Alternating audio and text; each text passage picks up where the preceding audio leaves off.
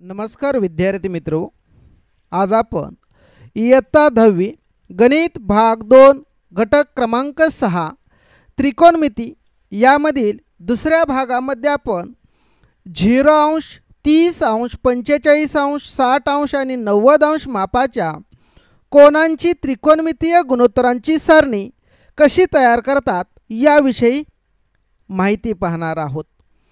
त्रिकोणमितीय गुणोत्तर लिहून घेतलेले आहे sine cos tan cosec sec आणि कॉट। तुम्हाला माहीतच आहे की साइन हा कोसेकच्या व्यस्त आहे, सेक हा कॉसच्या व्यस्त आहे आणि कॉट हा टॅनच्या व्यस्त आहे।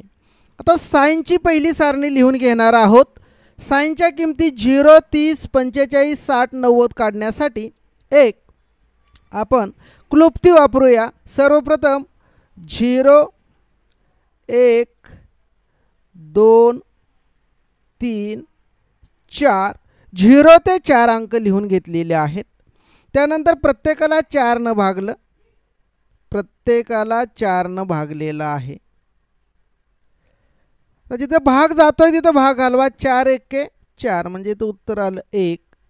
इथेही भाग जाईल, बे 1 बे बे दोन्ही 4 म्हणजे 1/2 उत्तर आलेलं आहे। आता आलेल्या किमती आहेत त्यांची वर्गमूळ घ्यायची। 0/4 चं वर्गमूळ या ठिकाणी 0 येते, 0 1/4 चं वर्गमूळ 1 चं वर्गमूळ 1 4 चं वर्गमूळ 2 1 चं वर्गमूळ 1 2 चं वर्गमूळ निघत नाही, पूर्ण वर्ग संख्या नाही म्हणून त्याची किंमत आली वर्गमुळात 2। त्यानंतर इथेही 3 वर्गमुळात येणार, पूर्ण वर्ग संख्या नाही, 4 चं वर्गमूळ 2 आणि इथे किंमत आली 1। अशा पद्धतीने साइन थिटाच्या किमती आपण लक्षात ठेवल्या, साइन 0 साइन 30 साइन 45 साइन 60 आणि 90 किंवा पहिल्यांदा तुम्हाला ह्या किमती आपल्याला लक्षात ठेवाव्या लागतील। त्यानंतर कॉस थिटाच्या किमती लिहिणार आहोत। कॉस थिटा म्हणजेच काय आहे आपण पाहिलेलं त्रिकोणमितीय गुणोत्तर साइन थिटा बरोबर कॉस 90 वजा थिटा किंवा कॉस थिटा बरोबर साइन 90 वजा थिटा, म्हणून ह्या किमती आहेत त्या उलट क्रमाने इकडे येणार, कारण 90 मधून 90 गेले 0 येणार, ही किंमत 1 इथे येईल। त्यानंतर साइन 30 कॉस 30 ची किंमत आहे तीच म्हणजे साइन 60 ची, वर्गमुळात 3/2। कॉस 45 आणि साइन 45 किंमत येणार आहे 1/वर्गमुळात 2। त्यानंतर कॉस 60 1/2 आणि कॉस 90 ही किंमत काय येणार आहे 0 किंमत येणार आहे। आता साइनची किंमत लिहिली, साइनच्या किमती उलट्या घेतल्या की कॉसच्या किमती झालेल्या ते उलट क्रमाने लिहिलेल्या आहेत। टॅन थिटा म्हणजे काय माहिती आहे आपल्याला, साइन थिटा भागिले कॉस थिटा, 0/1 म्हणजे 0 आलं। या ठिकाणी 1/2 भागिले वर्गमुळात 3/2, इथं छेद आहे तो एकमेकाला कॅन्सल येईल, 2 ला 2 कॅन्सल झालं म्हणजे किंमत इथं आली 1/वर्गमुळात 3 किंमत आलेली आहे। 1/वर्गमुळात 2 भागिले 1/वर्गमुळात 2 म्हणजेच किती आलं उत्तर, त्याच संख्येला त्याच संख्येनं भागल्यानंतर उत्तर आलं 1। वर्गमुळात 3/2 आणि 1/2 2 ला 2 कॅन्सल होईल म्हणजे वर्गमुळात 3/1 म्हणजेच वर्गमुळात 3 उत्तर आलेलं आहे। आणि 1/0 1 ला 0 न भागता येत नाही, अव्याख्य म्हणजे याची किंमत ठरवता येत नाही, ची किंमत ठरवता येत नाही। आता हे 3 गुणोत्तर झाली, साइन कॉस टॅनच्या किमती आपण काढल्या। त्यानंतर कोसेकची किंमत काढणार आहे। कोसेक म्हणजे हा साइनच्या व्यस्त आहे, याची व्यस्त क्रिया ह्या सर्व किमतींची करायची आहे। आता 0 ची व्यस्त क्रिया केली तर 0 ची व्यस्त क्रिया करता येत नाही, म्हणून इथं या ठिकाणी किंमत याची ठरवता येत नाही, किंमत ठरवता येत नाही। आता 1/2 ची जर व्यस्त क्रिया केली, अंशाचा छेद आणि छेदाचा अंश म्हणजे 2/1 म्हणजेच किंमत आली 2। या ठिकाणी याची व्यस्त क्रिया केली 1/वर्गमुळात 2 ची तर वर्गमुळात 2 किंमत येते। त्यानंतर वर्गमुळात 3/2ची व्यस्त क्रिया म्हणजे 2/√3 आणि 1ची व्यस्त किंमत किती येते? 1च किंमत येते व्यस्तची.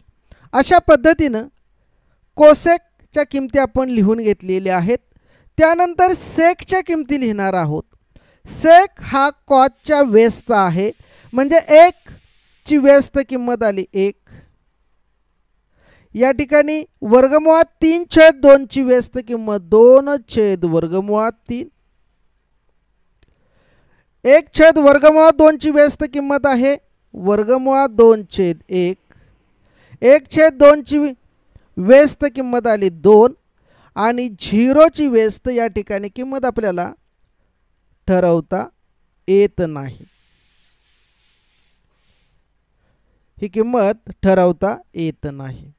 आता कोसेकची किंमत काढली, सेकची किंमत काढली, यानंतर कॉटची किंमत. आता कॉट हा कसा आहे तर टॅनच्या व्यस्त आहे.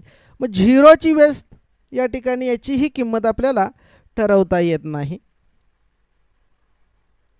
याची ही किंमत ठरवता येत नाही. 1/√3ची व्यस्त किंमत किती येणार आहे? वर्गमुळात 3. 1ची व्यस्त 1. वर्गमुळात 3ची व्यस्त 1/√3 आणि या ठिकाणी ठरवता येत नाही म्हणजे इथं किंमत किती आली? त्याची 0 किंमत आलेली आहे. अशा पद्धतीने ही सारणी तयार करता येईल. मित्र हो, परीक्षेमध्ये उदाहरणं सोडवण्यापूर्वी कच्च्या पानावर अशी सारणी तयार करून घ्या. पुन्हा एकदा सांगतो, इथे गुणोत्तरं लिहून घेतली. Sign, cos, tan, cosec, sec आणि कॉट. 0, 30, 45, 60, 90 अशी गुणोत्तरं आहेत. सर्वप्रथम काय केलं? 0, 1, 2, 3 आणि 4 लिहिलेलं आणि प्रत्येकाला 4 भागलं. ज्या ठिकाणी भाग जातोय तिथं भाग घालवला. 2 1 2, 2 2 4, 4 1 4. या ठिकाणी 1 उत्तर आलं आणि सर्वांची वर्गमूळ घेतलीत.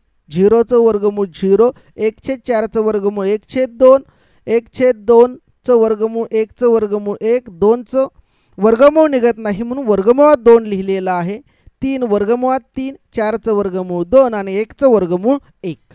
किंवा आपल्याला साइनच्या पहिल्या 4 किमती लक्षात ठेवाव्या लागतील आणि ह्या जर किमती तुम्ही लक्षात ठेवल्या तर या पद्धतीने त्रिकोणमितीय गुणोत्तरांची सारणी आपल्याला लक्षात ठेवता येईल.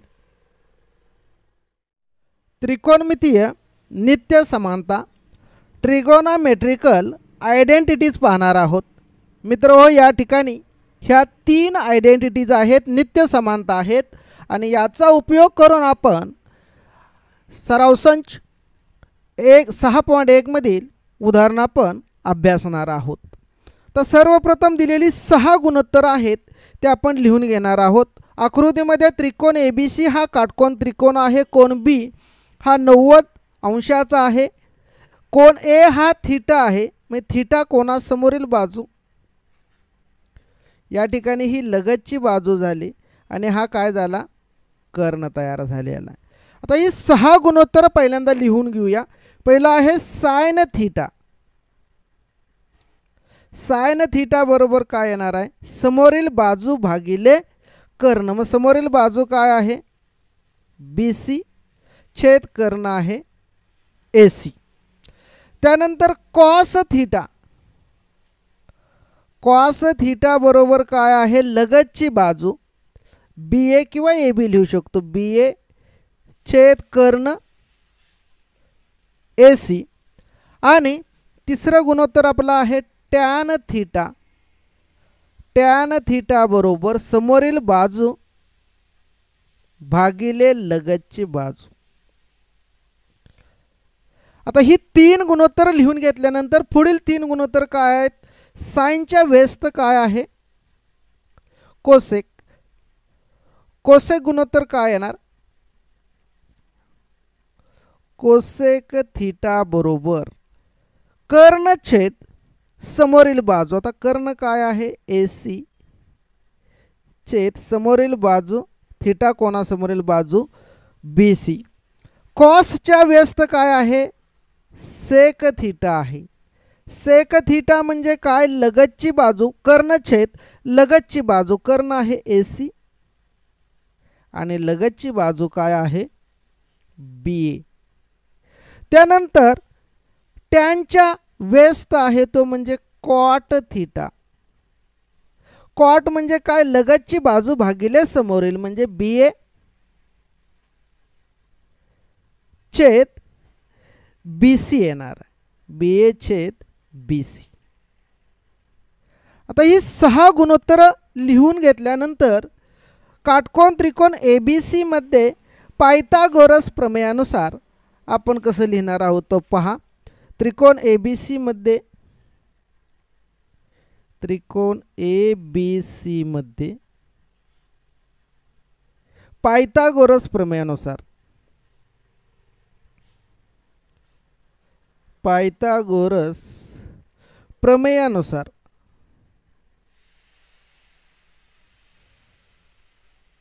तर पायथागोरस प्रमेय कसा आहे कर्णाचा वर्ग काटकोन त्रिकोणात कर्णाचा वर्ग हा उरलेल्या दोन बाजूंच्या वर्गांच्या बेरजे इतका असतो. आता उरलेल्या दोन बाजू काय आहेत या ठिकाणी BC आणि ही AB.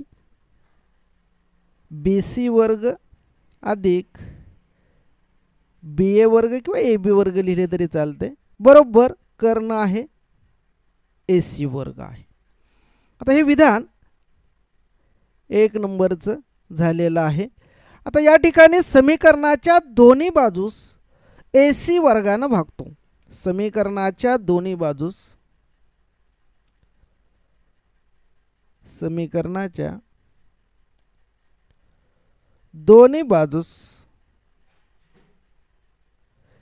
AC वर्गाने भागून. आता AC वर्गाने भागल्यानंतर इथे काय आलं तर BC वर्ग छेद AC वर्ग अधिक BA वर्ग छेद AC वर्ग प्रत्येक पदाला भागा आणि AC वर्ग छेद AC वर्ग आलेला. आता BC वर्ग छेद AC वर्ग यालाच आपण असं लिहिणार आहोत BC छेद AC कंसाचा वर्ग अधिक BA छेद AC कंसाचा वर्ग बरोबर AC वर्ग छेद AC वर्ग बरोबर काय आलेला आहे 1 आलेला. आता पहा BC छेद AC वर्ग या ठिकाणी BC छेद AC कोणाची किंमत आहे तर साइन थीटा वर्ग अधिक BA छेद AC ही किंमत आहे कॉस थीटा म्हणून कॉस थीटा कंसाचा वर्ग बरोबर 1 म्हणून या ठिकाणी साइन थीटा वर्ग यालाच आपण असं लिहितो साइन वर्ग थीटा अधिक कॉस थीटा वर्गाला लिहिणार आहोत कॉस वर्ग थीटा लिहितात बरोबर 1. म्हणजेच ही आपल्याला पहिली नित्य समानता मिळालेली आहे. मित्रहो ही जी नित्य समानता आहे याचा उपयोग आपण उदाहरणे सोडवण्यासाठी करणार आहोत. पहिली नित्य समानता काय मिळालेली आहे साइन वर्ग थीटा अधिक कॉस वर्ग थीटा बरोबर 1. आता ही जी नित्य समानता मिळालेली आहे यावरून दुसऱ्या दोन नित्य समानता कशा मिळतात ते आपण पाहणार आहोत. पहिली लक्षात आली साइन वर्ग थीटा अधिक कॉस वर्ग थीटा बरोबर 1. या ठिकाणी पहिली नित्य समानता आपल्याला मिळालेली आहे साइन वर्ग थीटा अधिक कॉस वर्ग थीटा बरोबर 1. आता या पहिल्या नित्य समानतेला काय करायचं आहे दोन्ही बाजूस साइन वर्गने भागून याला समजा विधान 2 समीकरण 2 ला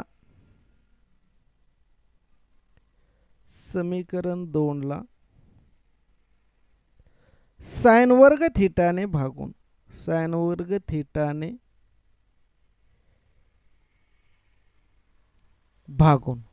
आता ते साइन वर्ग थीटाने म्हणजे पहिल्या ठिकाणी येणार साइन वर्ग थीटा छेद साइन वर्ग थीटा छेद साइन वर्ग थीटा अधिक कॉस वर्ग थीटा छेद कॉस वर्ग साइन वर्ग थिटा आणि या ठिकाणी 1ला ही कशाने भागणार आहे तर साइन वर्ग थिटानं भागणार आहोत. तर साइन वर्ग थिटा साइन वर्ग मी त्यास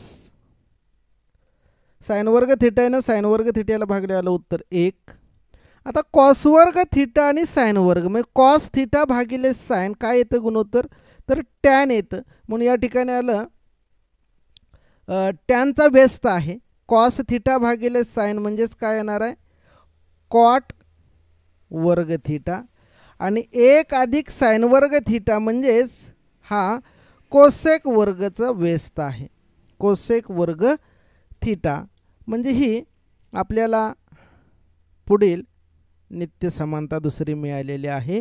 1 अधिक कॉट वर्ग थिटा बरोबर कोसेक वर्ग थिटा आहे. पुढील आता हे दिलेलं समीकरण आहे 2 नंबर त्याला आता कॉस वर्ग थिटाने भागून समीकरण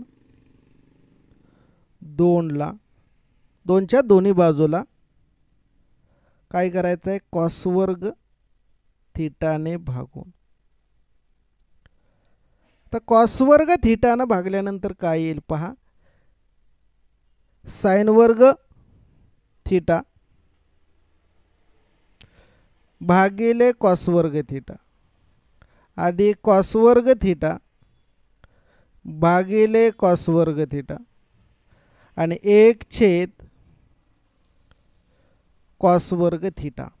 आता साइन वर्ग थिटा छेद कॉस वर्ग थिटा म्हणजेच काय साइन भागिले कॉस टॅन वर्ग थिटा अधिक कॉस वर्ग थिटा छेद कॉस वर्ग थिटा 1 आणि 1 छेद कॉस वर्ग थिटा हा सेकचा व्यस्त आहे म्हणजे त्याला सेक वर्ग थिटा.